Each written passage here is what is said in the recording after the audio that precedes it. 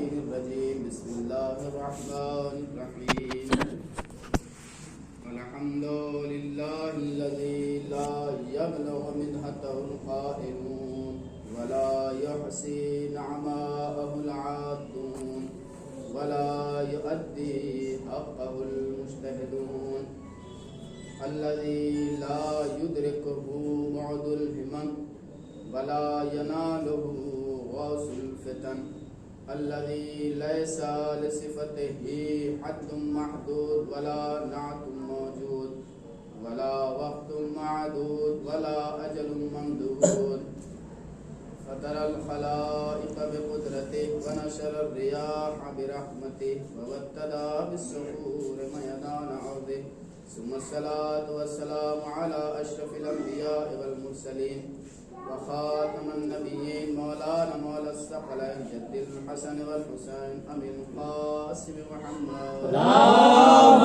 صل على محمد وعلى آل بيته الطيبين الطاهرين المعصومين المظلومين ولعنة الله على أعدائهم أجمعين من ليلتنا هذا إلى صباح يوم الدين أما بعد فقد قال إمام الزمان عليه الصلاة والسلام بسم الله الرحمن الرحيم لابنة رسول الله في عصوة حسنة صلوات اللهم صل على محمد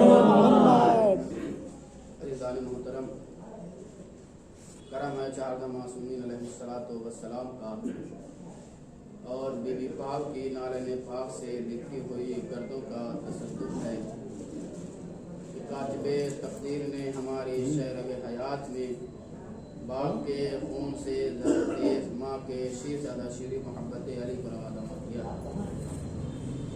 اور خدا لازوال کا لاکھ لاکھ شکر ہے جو حی بھی ہے مرید بھی ہے متکلم بھی ہے ان سب سے بڑھ کر ہم سب کا خالق و مالک ہے اس نے ہم جیسے معصیت کار ہم جیسے گنہگار بندوں کے دامن میں اشک ادا جیسی عظیم نعمتوں کو ڈالا وہ خالق کائنات اس روئے زمین پر ہم جیسے نافہم انسانوں کی ہدایت کے لیے صراط مستقیم پر باقی رکھنے کے لیے پروردگار عالم نے 1,24,000 انبیاء کو بھیجا اس لیے نہیں بھیجا کہ وہ ہمیں نماز سکھا سکے وہ ہمیں روزہ سکھا سکے وہ ہمیں حج سکھا سکے یاد رکھیے جب بھی کوئی انسان کسی بھی مذہب کو اپناتا ہے کسی بھی دھرم کو کسی بھی ریلیجن کو اپناتا ہے تو اسے کہنے کی ضرورت نہیں پڑتی ہے کہ آپ اس مذہب میں رہیں گے تو یہ چیز کرنی پڑے گی یہ ہم اور آپ کی کم ذہنی ہے کہ جو ہم اور آپ کہتے ہیں کہ اللہ نے جو نبیوں کو بھیجا وہ نماز کے لیے بھیجا روزے کے لیے بھیجا جب ایک انسان صاحب ایمان ہے تو اسے بتانے کی ضرورت نہیں کہ نماز آپ کو واجب ہے روزہ آپ پر واجب ہے اگر وہ عقل رکھتا ہے تو ورنہ قرآن خود گواہی دے رہا ہے بل ہم اضل بلکہ یہ تو جانور سے بھی بدتر ہے اگر صاحب عاقل انسان ہے تو وہ کبھی یہ نہیں کہے گا کہ پروردگار عالم نے انبیاء کو جو بھیجا تھا وہ نماز کے لیے بھیجا تھا روزوں کے لیے بھیجایا تھا اور پورے تاریخ اسلام اٹھا کر دیکھ لیجیے کہیں پر یہ آپ کو نہیں ملے گا کہ کبھی رسول نے کسی شخص سے کہا نماز کیوں نہیں پڑھتے کبھی کسی سے یہ کیوں نہیں کہا روزہ رکھتے نہیں بلکہ اپنا اخلاق کا مظاہرہ اتنی شان سے پیش کیا کہ سامنے والا خود اسلام قبول کے کہہ دے رہا ہے کہ جب یہ اتنے اچھے ہیں تو ان کا دین کتنا اچھا ہے تو عزیزان محترم ایک ماں کے اصالہ ثواب کی مجلس ہے اور جس کے ماں کی اصالہ ثواب کی مجلس ہے وہی صاحب اولاد اس مجلس میں موجود نہیں ہے یہ افسوس کی بات ہے اس لیے کہ مجلس انہی کے لیے منعقد کی گئی ان کی اولاد کا ہونا ضروری ہے وجہ یہ ہے ہم اور آپ نے اس چیز کو بگاڑ رکھا ہے کہ مجلس ہوتی ہے وہ سی آف کرنے جاتے وہ ریسیو کرنے جاتے یہ غلط ہے یہ کوئی شادی نہیں ہے مجلس ہے ہم اور آپ کو غور کرنا چاہیے فرش ادا پہ آنا چاہیے کیونکہ ہم اور آپ کا عقیدہ جہاں تو ایک ماں کے اصالہ ثواب کی مجلس ہے یاد رکھیے امام جعفر صادق علیہ السلام فرماتے ہیں ایک عقیدہ بھی ہے جو بد عقیدہ ہے اس کو واضح بھی کرنا ہے کہ امام فرماتے ہیں کہ شب جمعہ مرحومین کے لیے سب سے اچھا وقت ہے کہ وہ اپنے مرحومین کو یاد کریں وہ چاہے مجلس کے ذریعے چاہے سورہ فاتحہ کے ذریعے اپنی قبروں پہ جائیں لیکن ایک بات واضح ہو گئی ہے، ایک بات عام سی ہو گئی ہے کہ مومنین کی جو روحیں ہیں، ارواح مومنین ہیں، وہ گھروں کو آتی ہے۔ یہ ہمارا اور عقیدہ ہے، اس عقیدے کو باطل کیا اس لیے کہ یہ ان کے وہاں ہنود کے وہاں یہ مسئلہ ہے کہ روحیں آتی ہیں اور بھٹکتی رہتی ہیں۔ یاد رکھیے ہم اس اسلام کے ماننے والے ہیں جہاں اسلام نے ہر راستہ بتایا ہے۔ مومنین کی روحیں اپنے گھروں کو نہیں آتی، یہ خیالی بلا ہوا دلیل میں آپ کے سامنے پیش کر رہا ہوں۔ جب کسی نے امام سے پوچھا مولا ہم نے یہ سنا ہے، حدیث سنا ہے کہ شب جمعہ مومنین کے 7ویں امام سے یہ جملہ کسی نے پوچھا کہ آپ کے بابا نے سنا ہے کہ جو ہے شب جمعہ مومنین ارواح مومنین کے مردوں کے لیے مخصوص ہے، تو کہا بالکل مخصوص ہے اور کرنا چاہیے کیونکہ شب جمعہ بہت زیادہ ثواب ہے اگر آپ ثواب کریں، لیکن ارواح مومنین گھروں کو نہیں آتی۔ دلیل امام نے قرآن سے پیش کیا، دلیل امام نے دی کہ یہ بتاؤ کہ تم زمین پر رہتے ہو، کہا زمین پر رہتے ہو، کہا کبھی سورج تک گئے ہو، کہا کبھی نہیں گیا ہوں، کہا زمین پر رہ کے سورج کا دیکھ سکتے ہو، زمین پہ رہ کے سورج کی دوری طے کر سکتے ہو، تو جو اس دنیا سے انسان چلا گیا ہے وہ وادی السلام میں اگر مومن ہے تو وادی السلام میں، منافق ہے تو وادی برغوت میں، وہ گھر کو نہیں آتا بلکہ اس کی سماعت، اس کی روشنی، اس کی بصارت اتنی تیز ہوتی ہے کہ وادی السلام میں بھی رہ کر گھر کے مناظر کو دیکھ لیتا ہے۔ جس طریقے سے تم زمین پر رہ کے سورج کو دیکھ سکتے ہو، میلوں دور ہے تم سے سورج، اسی طریقے سے یہ دیکھیے اگر بچے ڈر رہے یا سہم رہی ہے خیالی پلائیں حقیقت میں، اس لیے کہ اگر ہم اور آپ اس عقیدوں کو مانتے ہیں تو یہ بھی تو ان کے یہاں بھی عقیدہ پایا جاتا ہے کہ روحیں بھٹکتی ہیں اور وہ روحیں ارواح مومنین آتی ہیں، یہ آتی نہیں ہے، یہ دلیل جو فاسد ہے وہیں سے وہ تمام مناظر دیکھتی ہیں۔ جس طریقے سے ہم زندہ رہ کر زمین پر رہ کر سورج کی روشنی کو دیکھ سکتے ہیں، سورج کو دیکھ سکتے ہیں جو میلوں دور ہے، امام یہ دلیل پیش کی۔ ایک مرحومہ کی سارے ثواب کی مجلس سے یاد رکھیے گا، دنیا میں جتنے بھی علم ہیں، دنیا میں جتنی بھی تعلیمیں ہیں، یہ ہم اور آپ کہتے ہیں کہ یہ علم دین ہے، یہ علم دنیا ہے، اگر یہ ہوتا دین اسلام آیا ہے ہر چیز کو فاسد کرنے کے لیے، کیونکہ چھٹے امام نے جو یونیورسٹی قائم کی تھی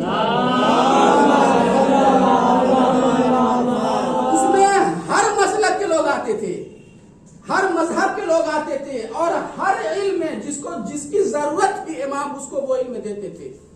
امام اگر یہ کہتے، ہم امام معصوم یہ کہہ سکتے تھے کہ نہیں بھائی یہ علم دنیا ہے، اس کی تمہاری ضرورت نہیں ہے، یہ علم دین ہے، ہم نے اور آپ نے بانٹا ہے علم دین یہ، علم دنیا یہ، ہر وہ علم دین ہے جو آپ کی ضرورت کو پورا کر سکے، جو آپ کی خواہشات کو پورا کر سکے، اور ہر وہ علم دنیا ہے جو آپ کے صراط مستقیم سے بھٹکا سکے۔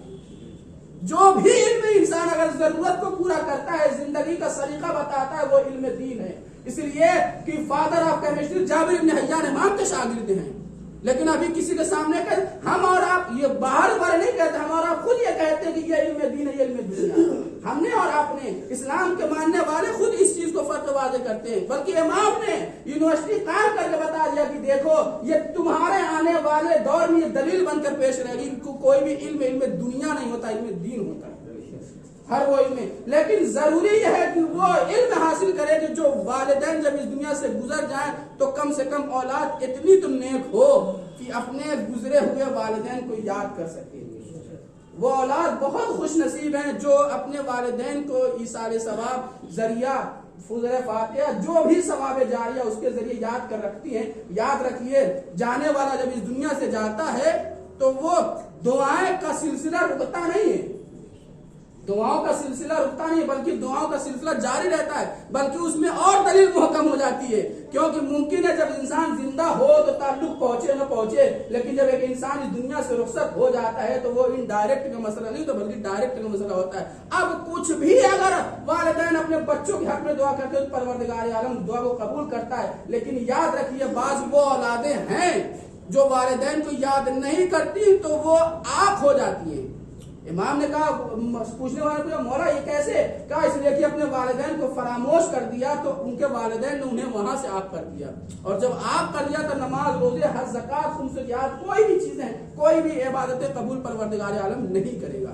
اس لیے کہ جب رسول خدا کے راستے سے گزر رہے تھے اشارہ کرتے ہوئے بات آگے بڑھوں گا، کیونکہ یہ جو ایام چل رہے ہیں شہزادی جناب فاطمہ زہرا سلام اللہ علیہ کے حوالے سے منسوب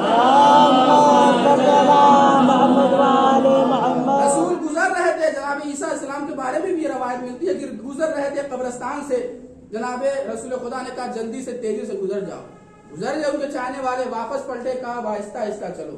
رکنے کا، آہستہ چلنے کا سبب پوچھا لوگوں نے، یا رسول اللہ یہ کیسے؟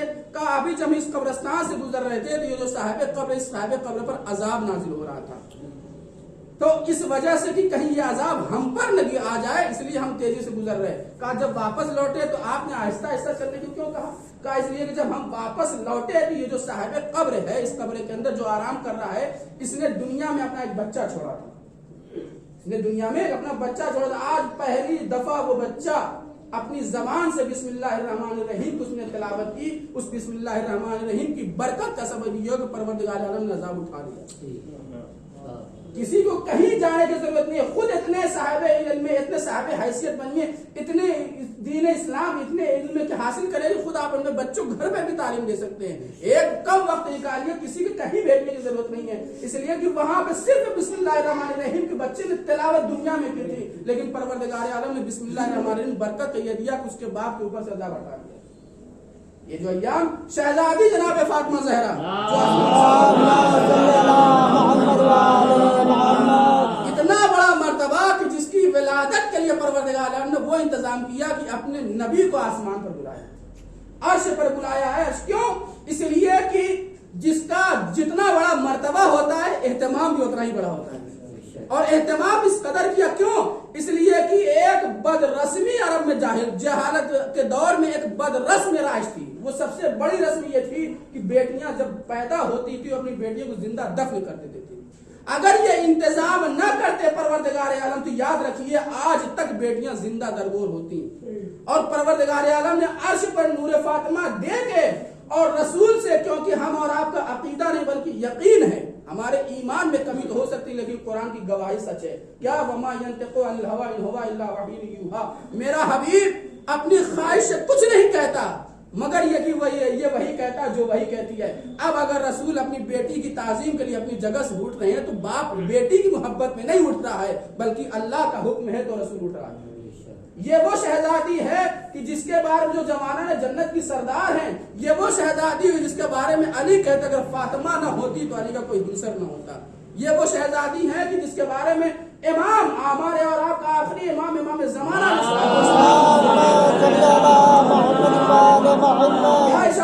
جس کی حدیث کی میں نے تلاوت کی، لی ابنت رسول اللہ فی اسوۃ حسنہ. رسول قرآن گواہی دے رہا، رسول لوگوں کے لیے آئیڈیل ہے، لوگوں کے لیے نمونہ عمل ہے. لیکن آخری امام کیا کہہ رہے ہیں؟ ہماری جدہ ہمارے لیے نمونہ عمل ہے.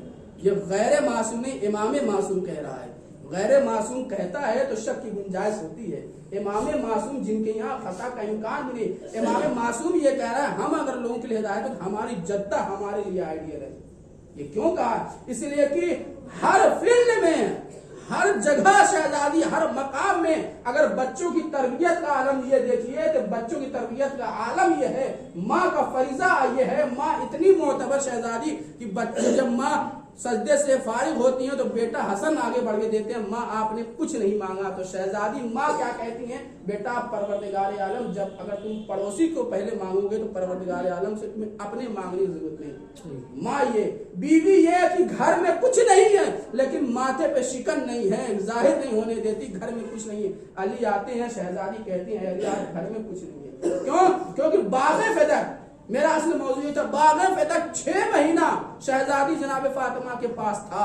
اس 6 مہینے کے اندر یہ واقعہ ہے کہ علی جب گھر میں آتے ہیں اور آنے کے بعد یہ کہتے ہیں اے شہزادی آج کھانے میں کیا بنے گا؟ تو شہزادی نے یہ کہا کہ علی آج گھر میں کچھ نہیں. باغ فدق کی مالکہ رسول نے دیا تھا، تحفے میں دیا تھا. اس لیے کہ باغ فدق آج کے زمانے میں، اگر آج کے زمانے میں کاؤنٹ کیا جائے تو کھربوں روپے آج کے زمانے کے حساب سے ہوگا، اس کی کوئی گنتی نہیں ہے. اس کنڈیشن میں بھی شہزادی کیا کہہ رہی ہے علی سے؟ مالکانہ حق ہے. اس کا مطلب شہزادی کا یہ کہنا علی سے کہ آج گھر میں کچھ نہیں ہے، اس کا مطلب باغ فدق کی مالکہ ہونے کے باوجود بھی باغ فدق استعمال نہیں کر رہی تھی. بتانا یہ چاہ رہی تھی کہ دیکھو ہمارا پورا اختیار ہے اس باغ فدق پر، پھر بھی باغ فدق کس کے لیے؟ مسکین کے لیے، یتیم کے لیے، غریب کے لیے، ضرورت مند کے لیے. اور یاد رکھیے جب کسی انسان کی ضرورت پوری ہوتی ہے نا تو وہ انسان اس کا ہمدرد ہو جاتا ہے. اور پورا مقصد یہ تھا باغ فتح کا، اگر ہم ان سے چھین لیں گے تو اہل بیت سے یہ بدظن ہو جائیں گے، کیونکہ یہ کہہ سکتے ہیں کہ آپ کو جب ہماری ضرورت پوری کرنی نہیں تھی تو آپ نے ہمیں کیوں کیا. کبھی بھی کسی انسان کو پیسے دے دیجئے، وہ انسان پلٹ کے دوبارہ آئے گا نہیں، لیکن اگر آپ اس کی ضرورت پوری کرتے رہیں گے تو آپ کے دل میں اس کی محبت پیدا ہو جائے گی، اس کے دل میں، یہاں تک کہ وہ آپ کے اوپر اپنی جان دینے کے لیے تیار ہو جائے گا. اور جو مشن تھا ان کا یہی تھا کہ ہم اہل بیت کو جھٹلائیں گے.